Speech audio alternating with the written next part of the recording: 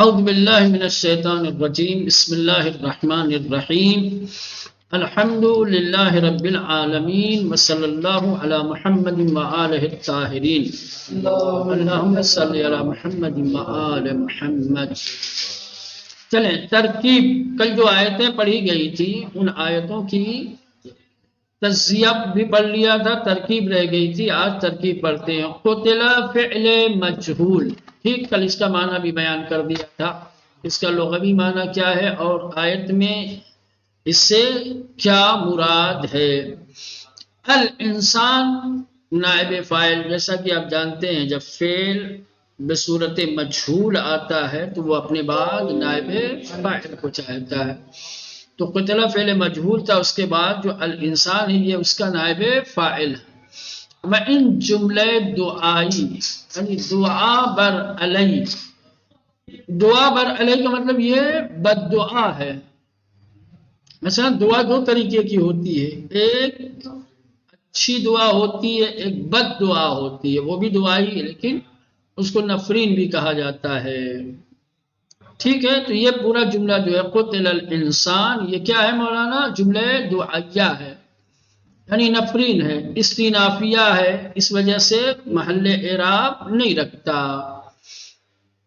ما در ان ما دو احتمال وجود دارد، کہہ رہے کہ انسان کے بعد جو ما آیا ہے اس ما کے سلسلے میں دو احتمال پایا جاتا ہے۔ نمبر ایک ما استفہامیہ، دوسرے تعجبیہ، جیسا کہ کل بھی مولانا ذکر کیا تھا، ٹھیک ہے۔ آج پھر ایک بار وضاحت کر رہے ہیں کہ انسان کے بعد جو ما آیا ہے اس کے سلسلے میں دو احتمال پائے جاتے ہیں۔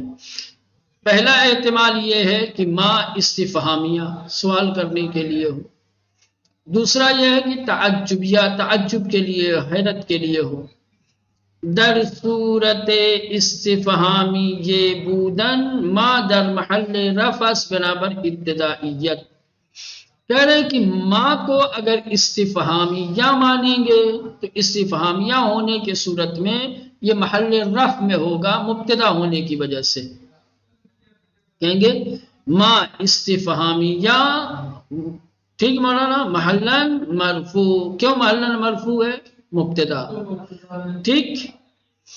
وَأَكْفَرَ فعل فاعل مفعول، اب یہ پورا جملہ در محل رفع خبر برائے مبتدا، ما کے بعد جو اکفر ہے، اکفر فعل فاعل اور ہوس میں جو ہے مفعول ہے، تو یہ پورا جملہ ہو گیا نا، جملہ فعل فاعل مفعول، یہ محلن مرفوع ہوں گے اور ما کے لیے خبر مانیں گے ان کو، ٹھیک۔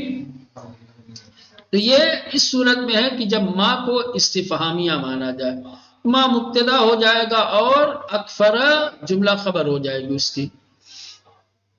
اور اگر ما کو تعجبیہ مانا جائے، اما بنا بر تعجبی بودن ما در ان کے ما تعجبی کدام قسم از اقسام ما شمرده می شود، اگر ما کو تعجبیہ مانیں گے تو ما تعجبیہ کے اقسام ہیں، ما تعجبیہ کے مولانا اقسام ہیں، مثلا 3 قسمیں ہیں، تو ان 3 قسموں میں سے یہ ما کس قسم میں شمار کیا جاتا ہے،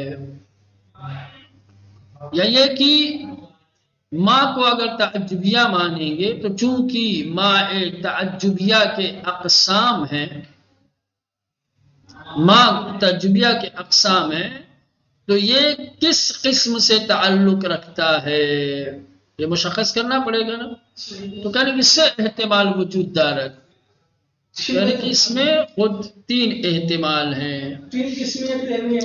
ما کو اگر تعجبیہ مانا جائے گا تو تعجبیہ میں سے کس قسم سے تعلق رکھتا ہے یہ، اس کے بارے میں 3 احتمال۔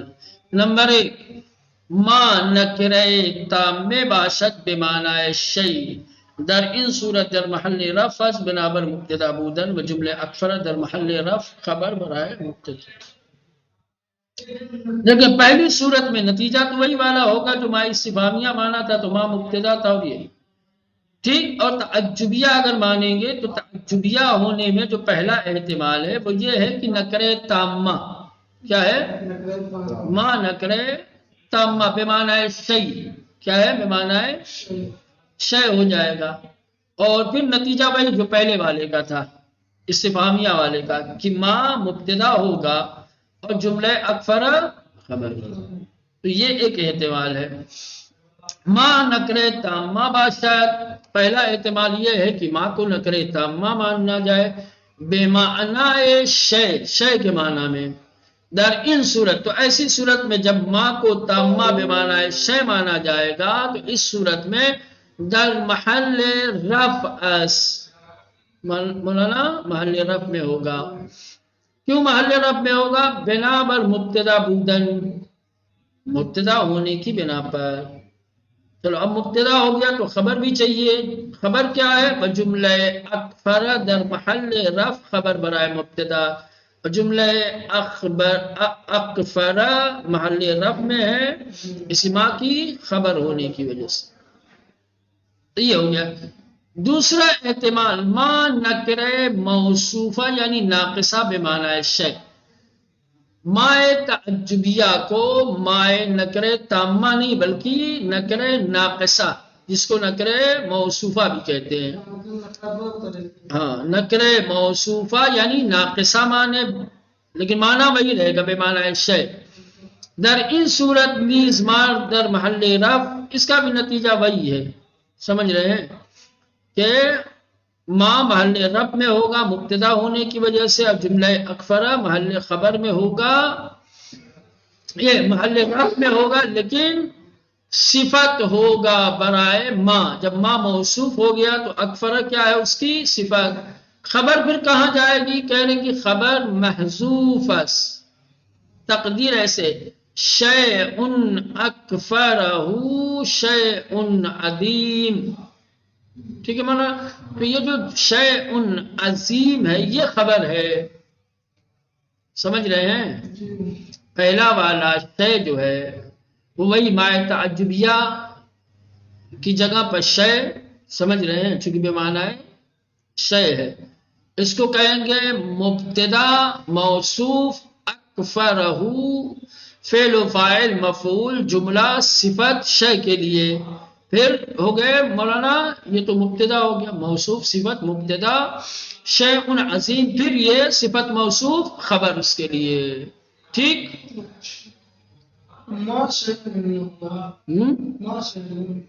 وہی ماہی تو اصل شے کا معنی دے رہا ہے تو ایک ہی آئے گا یا ماں رکھو یا شے رکھو دونوں تھوڑی آئیں گے. ما شیء استفہامیہ نہیں ہے نا تعجبیہ ہے نا. ٹھیک. تو بے معنی شے ہے. تو یہ دوسرا احتمال ہے کہ ماں کو نکرے ناقصہ مانا جائے یا نکرے موصوفہ ایسا نکرہ کہ جو اپنے ماں بعد صفت کا طالب ہو. سمجھ رہے ہیں؟ تو ایسی صورت میں بھی ماں بے معنی شے ہوگا. ٹھیک. پھر ترکیب کیا ہوگی ان کی؟ کہا جائے گا کہ ماں محل رفع میں ہے مبتدا ہونے کی وجہ سے اور جملہ اکفرہ اس ماں کی صفت ہے. تو اب ہاں خبر کہاں گئی اس کی؟ کہنے کی خبر محذوف ہے.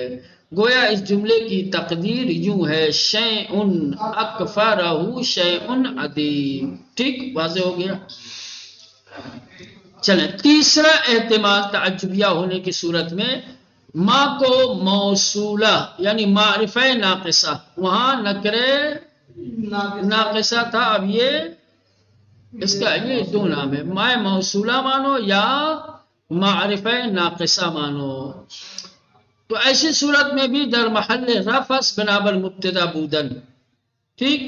وجملے اکفرہ صلہ موصولیہ پھر یہ ما اکفرہ کیا ہو جائے گا؟ اس کا صلہ ہو جائے گا. وہ محل اعراب ندارت و خبر مبتدا در ان صورت نیز محذوف ہے. تو اس تیسری صورت میں بھی کہ جب ما کو ماء موصولہ یا معرفہ ناقصہ مانا جائے تو کیا ہے؟ یہ مبتدا ہوگا اور اکفر اس کا صلہ ہوگا، محل اعراب نہیں رکھتا۔ پھر خبر کہاں گئی اس کی؟ کیونکہ خبر محذوف ہے، تقدیر سے الذی اکفرہ شیء عظیم۔ بہر صورت یہ جو تینوں احتمال ہے در ہمیں ان حالات ما اسمیہ اس، یہ تینوں حالات میں چاہے آپ ما کو مائے نکرے تامہ مانے یا نکرے ناقصہ مانے یا معرفہ ناقصہ مانے، ٹھیک ہے مولانا؟ تینوں صورتوں میں، تینوں حالات میں ما اسمیہ ہے۔ وجملہ ما اکفر استیناف بیانی اسم محلی از اعراب، اور جملہ ما اکفرہ کیا ہوگا مولانا؟ استیناف بیانی ہے، نیا بیان ہے اور محل اعراب نہیں رکھتا۔ وَإِن جملے بے کوتاہ ترین صورت علت نفرین قتل الانسان دا بیان نمودیا، اور اس جملے نے کیا ہے؟ بڑے ہی اختصار کی صورت میں نفرین کی وجہ کو بیان کیا ہے۔ ما اکفر، یہ مختصر سی عبارت کیا ہے مولانا؟ نفرین کی علت کو بیان کرنے کے لیے، وہ قتل الانسان بددعا تھی، نفرین تھی، اس نفرین کی وجہ کیا ہے؟ ما اکفر مولانا۔ اب اس سے کوتا اور اس سے مختصر عبارت میں علت نفرین کو نہیں بیان کیا جا سکتا تھا، لہذا ما اکفر قتل الانسان میں جو نفرین ہے اس نفرین کی علت کو بیان کرنے کے لیے، اسی لیے کہا گیا استیناف بیانی، ٹھیک ہو گیا۔ من ای شیء جار و مجرور متعلق بے خلق، و ای اسم استفہام و مضاف و شے مضاف الیہ آنس، ٹھیک مولانا؟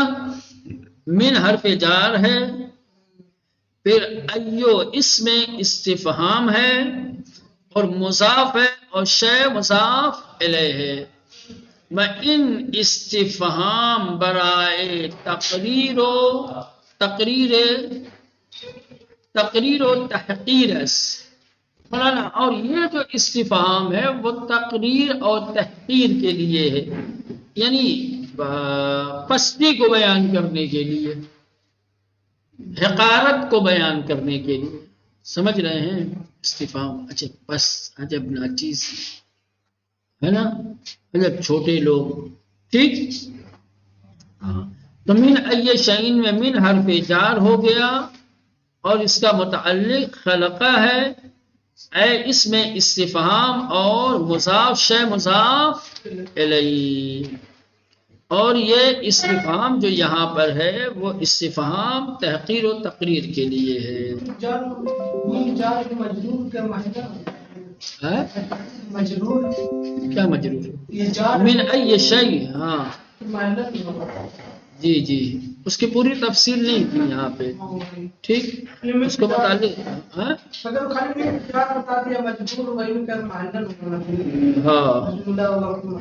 جی جی، خلق یہ فعل و فاعل و مفعول جملہ استینافیہ و محلی از اعراب ندارہ، خلق فعل و فاعل اور ہو جو ہے اس میں وہ مفعول ہے، اور یہ پھر پورا جملہ خلق جملہ استینافیہ ہے اور محل اعراب نہیں رکھتا۔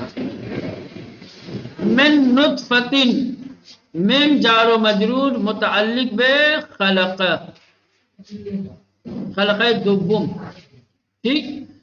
وجملہ من نطفۃ خلقۃ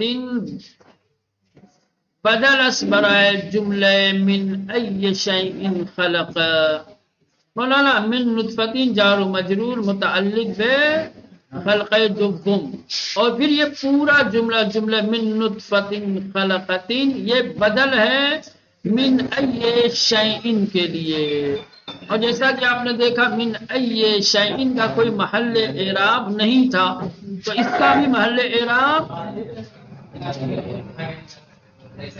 چلے اس کے بعد فا عطف برائے ترتیب ذکری، ٹھیک. قدر فعل و فاعل مفعول، جملہ عطف بر جملہ خلق دوم است. خلق دوم کیا تھا مولانا؟ اس کا محل اعراب نہیں تھا، اور یہ اس پہ عطف ہے تو اس کا بھی محل اعراب نہیں ہوگا. ثم حرف عطف برائے ترتیب با تراخی، ثم حرف عطف ہے اور ترتیب تراخی کو بیان کرتا ہے. السبیل منصوب اسباب اشتغال مفعول بس برائے فعل محذوف کی یسرہ مفسر آنت. السبیل منصوب ہے باب اشتغال کی وجہ سے کہ یہ مفعول بہ ہے. باب اشتغال میں ایک اسم مقدم ہوتا ہے جس کے بعد ایک فعل ہوتا ہے اور فعل سے ایک ضمیر متصل ہوتی ہے اور فعل اسی ضمیر میں عمل کرتا ہے، مشغول ہوتا ہے، اور جو اسم مقدم ہوتا ہے فعل پر وہ منصوب ہوتا ہے. کیوں منصوب ہوتا ہے؟ کیونکہ ایک فعل مقدر ہوتا ہے اس سے پہلے، اور اس فعل مقدر کی تفسیر فعل مذکور کرتا ہے جس فعل سے ضمیر ملی ہوئی ہوتی ہے. سمجھ رہے ہیں؟ ہاں. تو یہاں پر السبیل منصوب ہے باب اشتغال کی وجہ سے، یعنی مفعول بہ ہے. جب مفعول بہ ہے تو اس کا فعل کون ہے؟ فعل محذوف ہے یسرہ، جس کی تفسیر کر رہا ہے. ٹھیک. یسرہ، یہ یسرہ جو آ گیا فعل و فاعل و مفعول ان جملے تفسیریے است. یسرہ فعل و فاعل اور مفعول، اور یہ پورا جملہ تفسیریہ ہے اور اس کا بھی کوئی محل اعراب نہیں ہے. اور اس کے بعد جملے یسر السبیل معطوف بر جملے قدرہ و محل اعراب ندار. اس کے بعد یہ پورا جملہ السبیل یا یسر السبیل مولانا یہ جملے قدرہ پر عطف ہے، اور قدرہ چاہے پہلے والا ہو چاہے دوسرا والا ہو دونوں کے محل اعراب نہیں تھے. تو اب جو جملہ اس پر عطف ہوا ہے اس کا بھی کوئی محل اعراب نہیں ہوگا. چلے بہر صورت اب بچے آنے لگے ہیں، وقت تمام ہو گیا ہے، رہنے دیتے ہیں پہ باقی